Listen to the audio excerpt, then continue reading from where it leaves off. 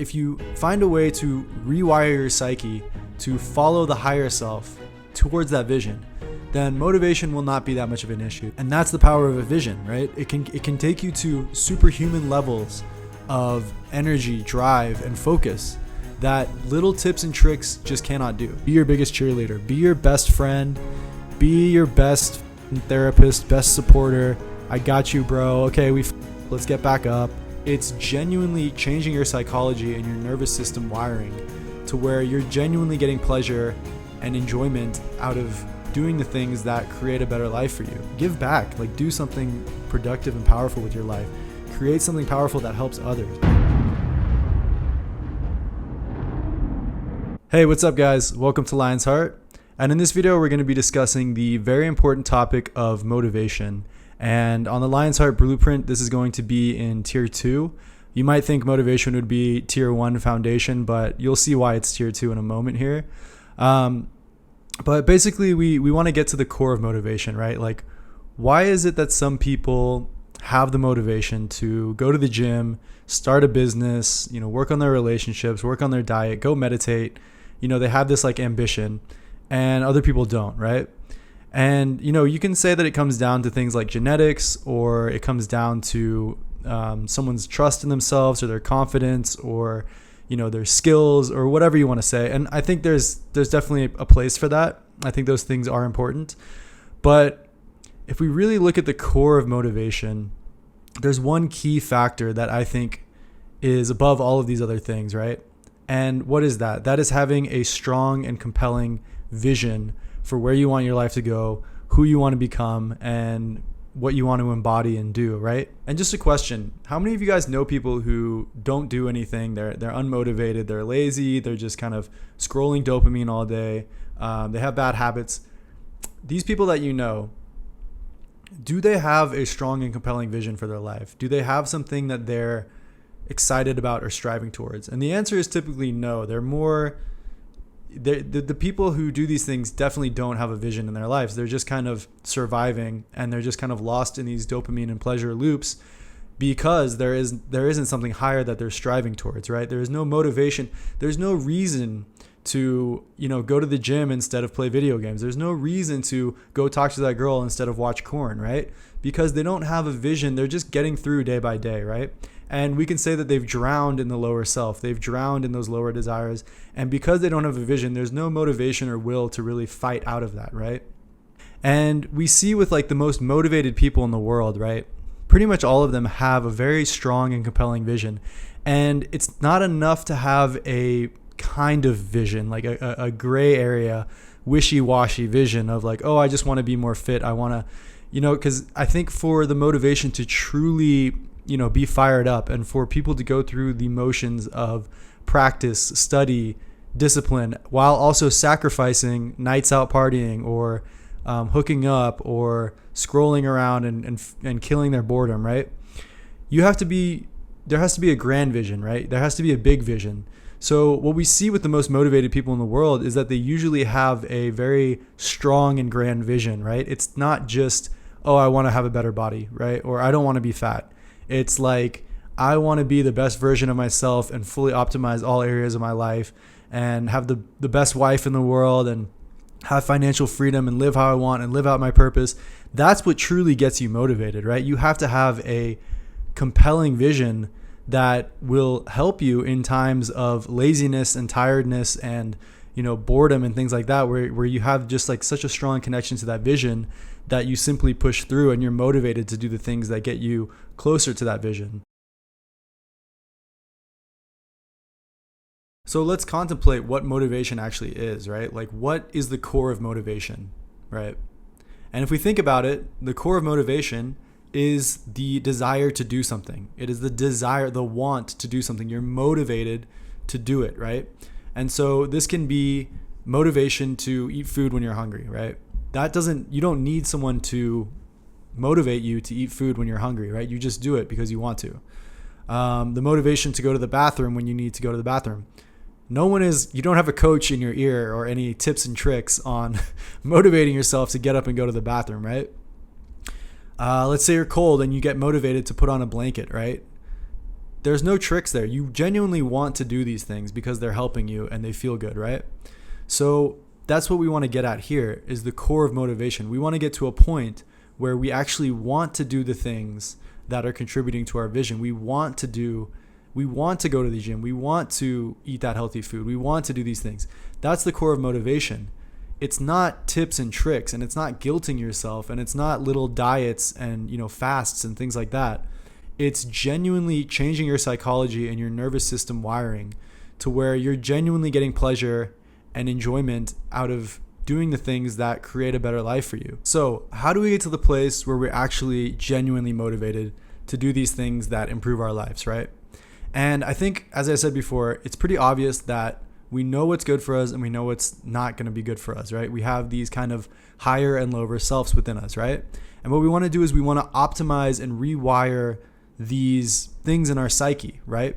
Because if the motivation from the higher self, right? Let's say the higher self wants to be skinny and be wise and read books and have great relationships and meditate and all these things, but the lower self wants to drink and watch online content and sleep in and watch TV and do all these other things, right? We have to question, how do we get it so that our higher self is stronger than our lower self and we're more wired to follow the higher self, right? One way to do that is through a vision, because those higher motivations get you to a place in the future, where you look a certain way, you feel a certain way, you're doing things you love, right? And so when that vision is strong, naturally you will have motivation to do the higher self activities, the higher self habits, right? And cut out the lower self habits. If you don't have a vision, the lower self habits there'll be less reason to not follow them, right? They can just influence you more and they can take over more, right? And that's a dangerous area, because if you continue with those poor habits, your life will get very bad, right? But if you find a way to rewire your psyche to follow the higher self towards that vision, then motivation will not be that much of an issue. You'll be able to, easily turn down that alcohol or, read instead of watch TV or something.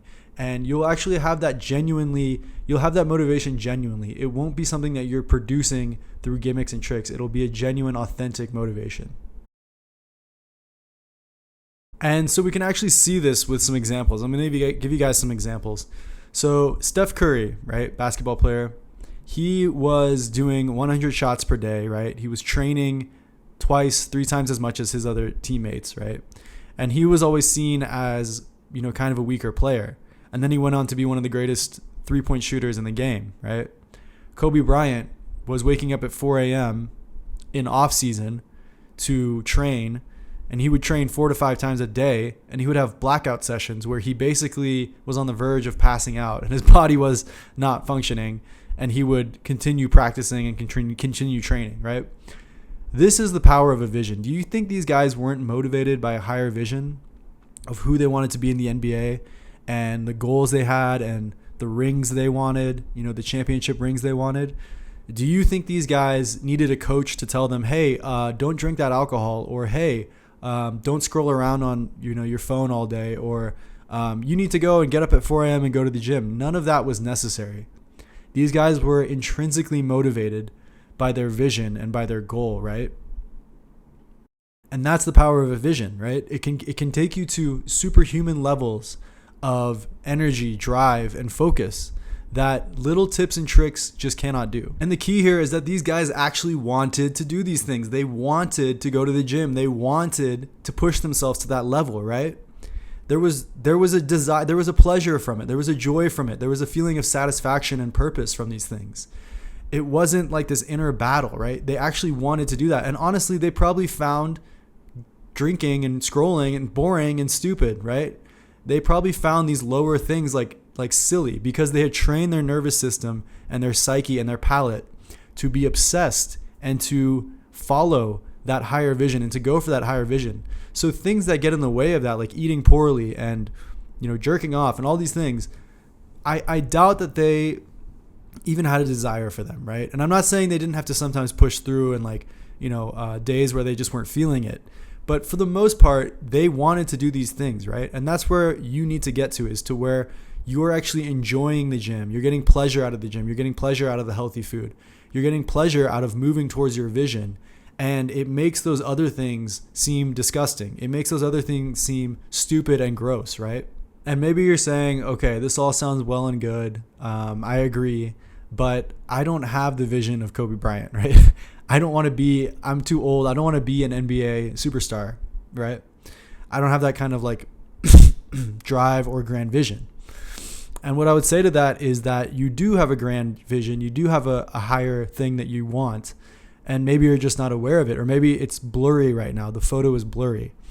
And what we need to do in this case is work from the ground up, right? We need to rewire your psyche so that you start moving more towards that higher self and that vision. And then with time, the vision will begin to go from a blurry photograph to a crisp 4K video, right? But that takes time, and that takes patience, and ultimately it takes trust. You have to trust that there is something grander and higher that you truly want, right? And you just have to build that momentum from the ground up, right? You just have to, really, it's a bit of a violent process. You just have to push through. There's going to be times of doubt, confusion, fear, wanting to give up. There's going to be relapses. All of these things are part of the process. And it's important not to be hard on yourself or think that it needs to be perfect. But what you do want to do overall is gain momentum, right?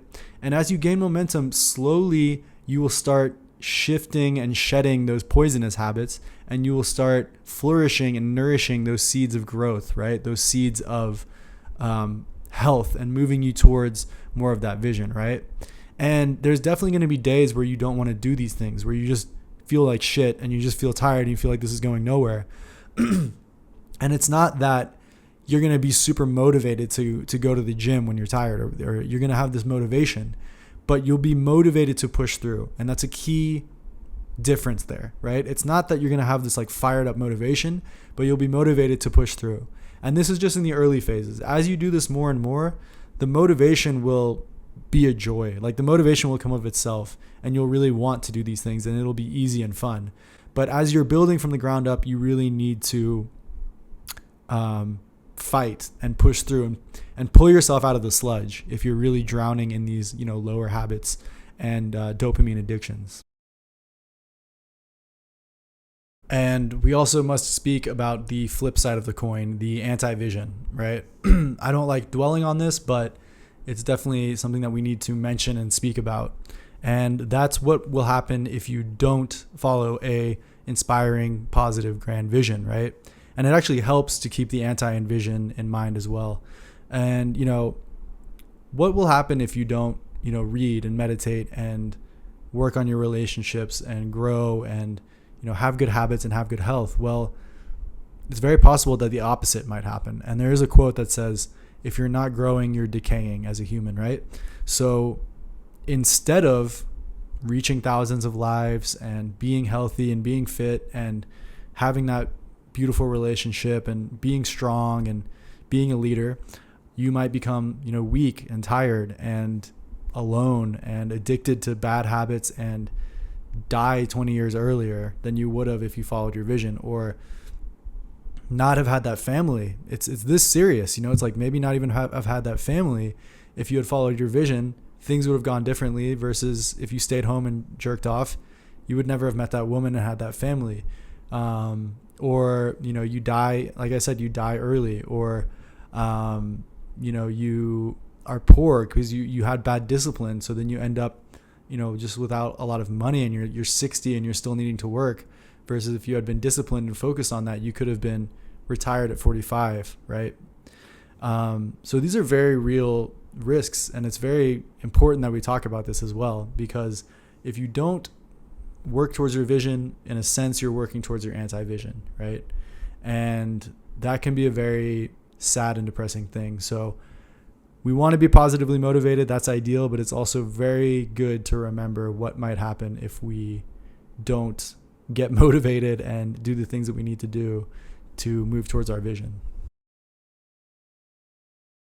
And just to end off here, I would like to give you guys some bonus tips, right? And this is kind of just keep things grounded and realistic, right? So the first one is, some days you are just going to not have motivation. And that doesn't mean you're doing something wrong. Doesn't mean you're fucked up. It doesn't mean you're broken. It just means you're human. And some days that lower self just wants to take over and watch corn and, be lazy and not work on anything and not read. And that's when discipline is important. That's when you have to have this kind of ruthless attitude of just pushing through, right? That's when that kind of becomes more your friend than the envision or, being inspired and being motivated. There are some days where you just got to suck it up and get through it, like David Goggins style, right? Next point is boredom is your best friend. The more that you're bored, the more that you cut out cheap dopamine and easy entertainment and, just distractions, the more you'll want to do these things like read and work out and meditate, because you'll be bored. You'll have nothing to do anyway. So one of the things I do is I just bore the shit out of myself so that when yoga comes around or the book comes around, it sounds like the funnest thing in the world, right? So boredom is your best friend. If you're constantly entertaining yourself, then in comparison, these things like reading a book will seem worse, right? It'll seem harder. And then going off that point is dopamine. You want your dopamine, because dopamine is the motivation neurotransmitter. So you want your dopamine nice and calm and chill, and you don't want to have it overfried with alcohol and caffeine and all these things. Those overfry your dopamine system. You want a nice, calm, chill system where your dopamine is natural and you're naturally having that motivation. It might take a while to get there, but once you get to you stabilize your dopamine levels, then you'll have much more motivation to naturally do these things without having to push yourself. And the last thing is be your biggest cheerleader. Be your best friend. Be your best fucking therapist, best supporter. I got you, bro. Okay, we fucked up. Let's get back up. Or you're doing great. Let's get an ice cream, as a treat. These kind of things. Be your best friend. Be your own cheerleader. Give yourself little treats and tricks here. It's you can watch a movie if you did a week of meditating, or just be your best friend, right? It's a process of not only getting towards your vision, but also falling in love with yourself and having compassion with yourself as a human. And in conclusion, I want you to see life as Play-Doh. I want you to see life as something where there are no rules, really. There are no preset things, and what you do with it, what you create with it, will become your life, right? It will become your reality. And most people, it's just being created unconsciously through programming, through culture, through what we're told the path is, right?